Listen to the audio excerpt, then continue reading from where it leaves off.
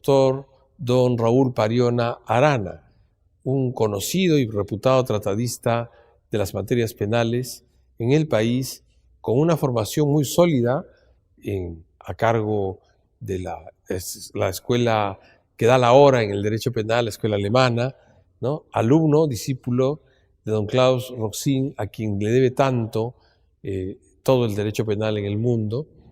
Y hoy día ha querido muy generosamente acompañarnos para tocar un tema en el cual él ha comentado varias casaciones precisamente, pero ahora para hablar de la institución de la casación, para que todos entendamos mejor de qué se trata y cómo se maneja. Bienvenido, doctor Raúl Pariona, profesor universitario, distinguido jurista, a este programa destinado a la colectividad. Doctor Salas, en primer lugar, agradecerle infinitamente por la oportunidad. Para mí como profesor es muy importante tratar de hacer llegar con el lenguaje más simple posible al público suyo a través del canal de Justicia TV y del Poder Judicial. Ahora la institución de la casación, así es que yo encantado y a su disposición poder absolver cualquier duda o comentar sobre esta temática, ¿no? Muchas gracias. ¿Y qué podemos entender todos sobre lo que es una casación? Y más aún en materia penal. La casación en nuestro modelo procesal penal es un recurso extraordinario en virtud del cual un ciudadano que está sometido a una investigación accede a la Corte Suprema. Una persona que ha sido investigada, tiene una sentencia en contra o puede acudir al Poder Judicial solicitando el pronunciamiento del Poder Judicial en algún aspecto del proceso penal y se emite una sentencia por un auto o una sentencia por la Sala Superior, normalmente queda ya agotada la instancia que la ley ordinariamente dispone, porque la Constitución política señala que el investigado, el ciudadano que es investigado, tiene acceso a una segunda instancia.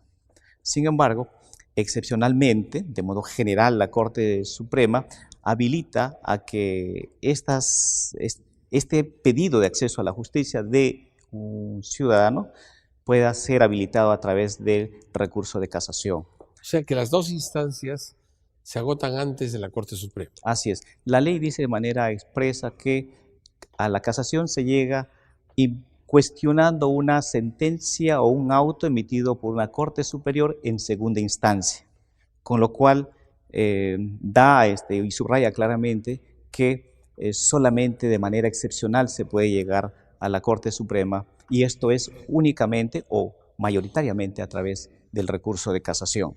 ¿Y por qué extraordinariamente? Porque en nuestro modelo procesal, en nuestro sistema de justicia, la Constitución garantiza la doble instancia en el planteamiento básicamente del pronunciamiento de fondo durante una investigación. Un proceso termina con una sentencia de un juez. Esta puede ser apelada, impugnada para que el superior, que vendrían a ser las salas superiores, revise esta decisión y con el pronunciamiento de la sala superior se agota la doble instancia, con lo cual se ha cumplido con la garantía que establecía la Constitución y con el cual se ha cerrado además el trámite regular de un proceso penal. La ley no establece más recursos ordinarios. Ahora, ¿por qué extraordinario? Porque en nuestro modelo de justicia, la Corte Suprema cumple una función importante que es revisar, digo de manera extraordinaria, porque no lo hace en todos los casos, sino en unos pocos casos, determinados casos, en virtud a que es necesario una revisión de la Corte Suprema para cuidar la correcta interpretación de la ley, sea material o procesal, o también cuidar que en la sustentación del proceso y en el pronunciamiento de los jueces se haya cumplido con garantizar los derechos fundamentales de los ciudadanos, ya sea de carácter material o de carácter procesal. Entonces, por eso es que la Corte Suprema, en determinadas circunstancias, la ley habilita a eso, puede conocer de determinados pronunciamientos y cumplir su función o rol constitucional. El nombre nomofilaquia, ¿no? Se le atribuyen varias funciones al recurso de casación, ¿no? Una de esas funciones es el de la nomofilaxia, que hace referencia a que la Corte Suprema, a través del conocimiento de estos casos, en virtud del recurso de casación, pueda cuidar que los jueces apliquen correctamente la ley. Es una suerte de control del cumplimiento acabado de las leyes.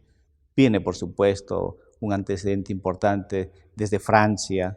Hay un trabajo muy importante del profesor Piero Calamandrei que señalaba que esta función, la función nomofiláctica de la casación y en consecuencia de las cortes o de las altas cortes, era la función principal del recurso de casación, ¿no?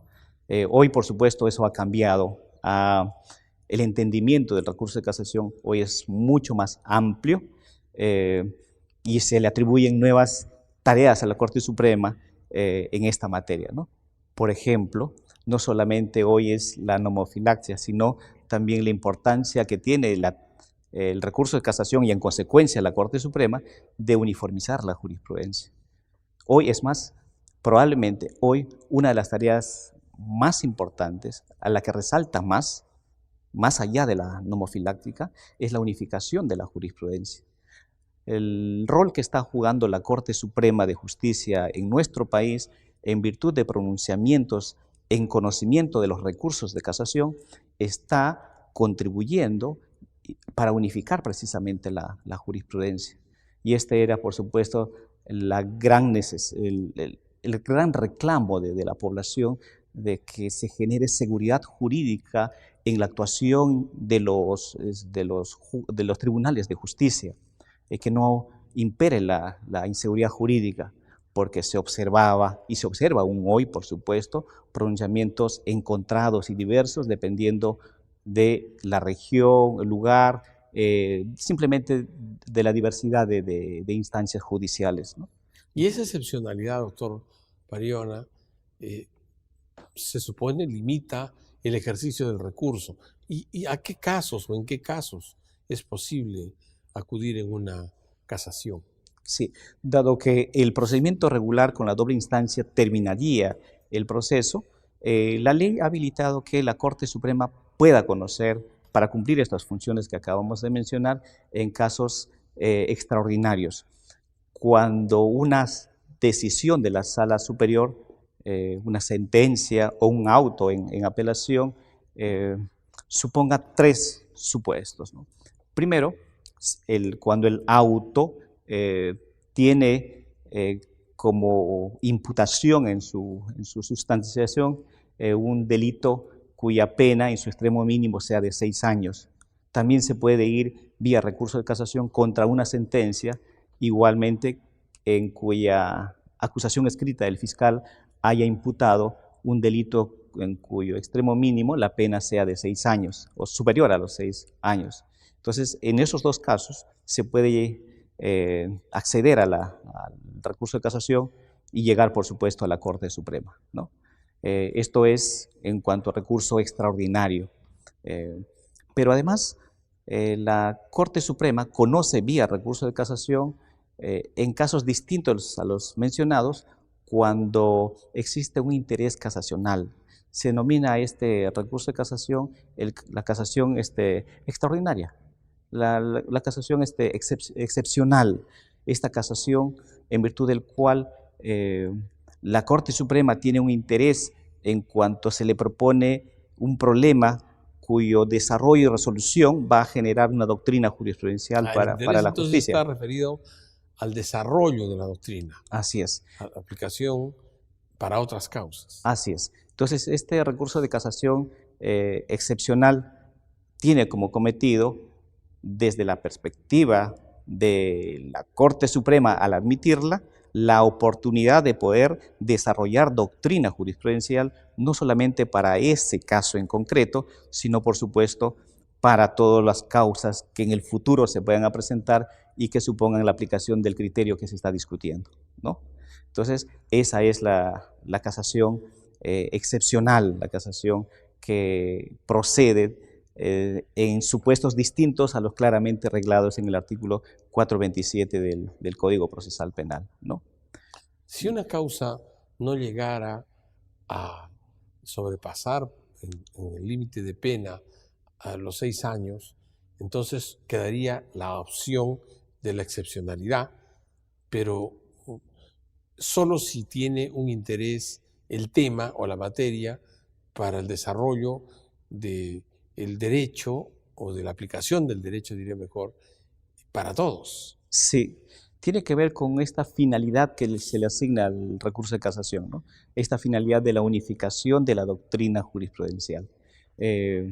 Siempre en los casos donde una persona sometida a investigación no esté en las condiciones que la ley regularmente establece para poder acceder al recurso de casación, puede o tiene la posibilidad de ver su caso, y si en su caso existe un supuesto donde se pueda desarrollar doctrina jurisprudencial, proponer eso a la Corte Suprema, y si la Corte Suprema considera que hay un caso donde se puede extraer conclusiones de alcances generales, lo admitirá, y por supuesto será la oportunidad para el justiciable, también para la Corte Suprema, de poder establecer esta doctrina de alcances generales. Lo cual me lleva a puntualizar lo siguiente, doctor Salas. Hay una tercera finalidad que se le suele asignar al recurso de casación, y que es el hacer justicia en el caso concreto. Porque claro, dado los antecedentes históricos del recurso de casación, siempre se le ha asignado al recurso de casación la finalidad nomofiláctica, luego con el nuevo Estado constitucional de derecho, la finalidad de unificar la jurisprudencia, pero se había dejado de lado o desatendido, al menos desde la ciencia, en la práctica siempre ha estado latente, desde la ciencia, la finalidad de hacer justicia en el caso concreto. Es decir, el recurso de casación no es únicamente la oportunidad para que la Corte Suprema establezca principios generales, sino quizá dando sentido al sistema de justicia en general, de posibilitar que en el caso concreto pueda finalmente hacerse justicia. Porque la alegación es: señores Corte Suprema, en este caso concreto, en mi caso, desde la perspectiva del justiciable, se ha interpretado mal la ley, claramente mal, o no se han atendido las garantías constitucionales. Y en consecuencia, haciendo eco de ese pedido, se resolverá y será justicia en el caso concreto. Conocido tema, conocido bajo el nombre del jus litigatoris. Así es. Versus el jus constitutionis, ¿no? Así es. Este último de interés general y el primero de interés del litigante que se encuentra en debate de su materia, ¿no? Y la casación suspende el proceso, la ejecución del proceso, o la casación más bien es un recurso independiente. No, es un recurso independiente porque es extraordinario. No suspende la ejecución de las sentencias en segunda instancia, salvo algunas excepcionalidades donde la Corte Superior de Justicia podrá considerarlo, ¿no? Pero no suspende lo sustancial, se está a lo que se decida en la Corte Suprema, ¿no? Muy bien. Amigas y amigos, hacemos una pausa en el programa. Nos encontramos en lo que usted debe conocer sobre el nuevo Código Procesal con la visita del doctor Raúl Pariona Arana. Volvemos aquí en Justicia TV, el canal de los jueces del Perú, de la comunidad jurídica y de todos los peruanos.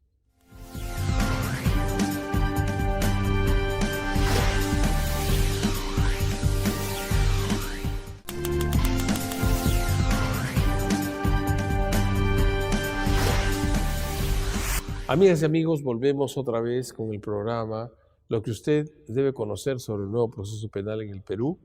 Tenemos la visita del doctor Raúl Pariona Arana, quien nos está ilustrando a todos sobre los pormenores de la casación en materia penal. Doctor Pariona, aquí nuevamente bienvenido a Justicia TV. ¿Cuál es el trámite de la casación penal? ¿Cómo es que se tramita? ¿Cómo es que inicia y continúa y finaliza una casación? Como le indiqué, la casación es un recurso que sirve para impugnar una decisión.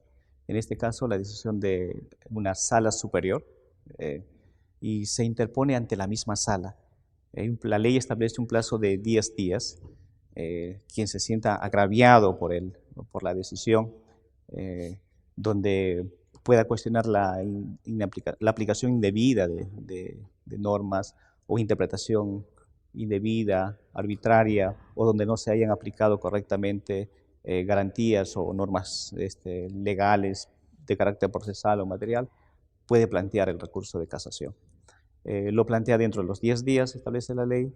La sala superior hará una primera evaluación de admisibilidad, que el recurso cumpla básicamente con lo que establece la ley en el artículo 405.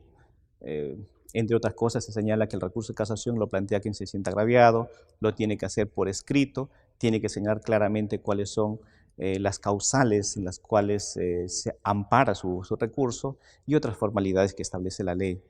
La sala hace un primer filtro de admisibilidad y luego, si considera que se ha cumplido con ese filtro, lo admite y lo eleva a la Corte Suprema, ¿no? A nivel de la Corte Suprema existe otra evaluación, otro control de admisibilidad del recurso.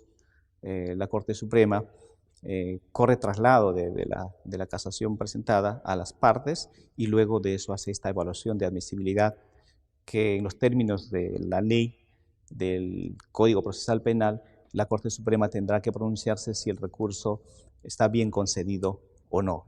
Y esto tiene que ver con lo que conversábamos hace un momento en relación a si el recurso reviste las condiciones que establece la ley conforme a las finalidades que también la ley establece al recurso de casación, ¿no?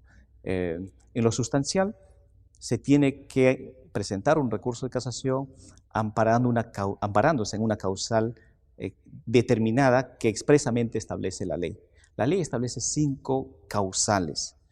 Dice la ley que se plantea recurso de casación contra las sentencias o autos que se emiten o se pronuncian inaplicando garantías constitucionales, o también cuando se aplica indebidamente normas de carácter procesal o se desatiende la aplicación de normas de carácter procesal que son sancionadas con nulidad. También la ley establece cuando se interpreta o hace una interpretación incorrecta de normas legales, o cuando la decisión de la Sala Superior se aleja de la doctrina jurisprudencial, o cuando la Corte Superior en su decisión ha hecho una motivación claramente arbitraria, ¿no? En atención a la aplicación de las leyes. Esos son los 5 supuestos en virtud del cual uno puede alegar, sentirse agraviado y con él acceder a la Corte Suprema, ¿no? Esos son los presupuestos de acceso a la Corte Suprema a través de este recurso. Si la Corte Suprema finalmente decide aceptar el caso, la admite formalmente mediante un pronunciamiento que dice bien concedido, y entonces 20 días después llamará a una audiencia donde conocerá el fondo del caso, ¿no? Será el momento para poder presentar los agravios correspondientes que ha alegado la persona que plantea el recurso de casación, y la Corte Suprema evaluará la validez y legitimidad de lo que ahí se alega y cumplirá con lo que señala la ley y la Constitución. Si no va el casacionista, no concurre en la audiencia. La ley la considera o la declara inadmisible de plano, O sea, ¿no? que es muy importante que aquel que ha logrado que califiquen positivamente su casación no descuide el asistir y defender su casación en el Supremo Tribunal. Así es, ya sea la parte recurrente, porque claro, también el Ministerio Público podría hacerlo, ¿no? Y la ley no distingue en ese sentido. Si la parte recurrente, sea quien sea, Ministerio Público o Defensa, no acude a sustentar la casación, entonces se declara inadmisible. La carga de asistir. Así es. Y el peso es la inadmisibilidad. Así es, así es. Esa es la sanción que establece la ley, ¿verdad? Y si se declara fundada, finalmente se ampara la casación, se casa la resolución, ¿qué puede ocurrir? ¿Cuáles son los efectos? Las posibilidades que establece la ley es que se declara la nulidad de la decisión impugnada, ya sea la sentencia o ya sea el auto, y aquí se establecen 2 posibilidades. Nuestra ley establece que la Corte Suprema puede declarar la nulidad con reenvío y sin reenvío. Con reenvío supone que declara la nulidad y dispone que haya un nuevo pronunciamiento por parte del Tribunal Superior y dará pautas del alcance de ese nuevo pronunciamiento. Pero también la ley establece que la Corte Suprema puede directamente resolver el caso. Y aquí es importante tener en cuenta el instituto de la casación, porque la ley en el artículo 432 señala que la Corte Suprema y los alcances que él tiene, la Corte Suprema, para poder conocer el caso, se refieren a los posibles errores de derecho que pueden contener el caso. No va a entrar a discutir los hechos que ya están definidos por ambas instancias. A nivel de la Corte Suprema solamente se analizará la correcta o no aplicación del derecho, ¿no? Esos serán los límites que tiene la Corte Suprema. Doctor, ¿usted conoce algunas casaciones que hayan tenido alguna connotación particular? ¿Usted ha intervenido en ellas? Sí, conozco. Soy, además de profesor universitario, abogado litigante, abogado defensor, y he tenido la oportunidad de llegar aquí a la Corte Suprema en diversas oportunidades, y también por la tarea de la defensa, siempre forma parte del día a día hacer referencia al pronunciamiento del más alto tribunal de justicia que tiene nuestro país, la Corte Suprema, a través de sus pronunciamientos en recursos de casación, ¿no? Y eso es lo que yo puntualizaba al inicio de la conversación que tenemos, doctor Salas, que uno de los aportes más importantes de la Corte Suprema tiene que ver directamente con la casación. Justamente son los pronunciamientos que hace la Corte Suprema cuando conoce de este recurso y al resolver casos concretos y que están generando criterios jurídicos, jurisprudenciales, que en el día a día son atendidos por los tribunales de justicia del país. La justicia y la administración de justicia ha cambiado y está cambiando en el país, en virtud de los pronunciamientos que la Corte Suprema hace en los recursos de casación. Hoy, el derecho no es solamente, en la práctica, la ley, sino es la jurisprudencia.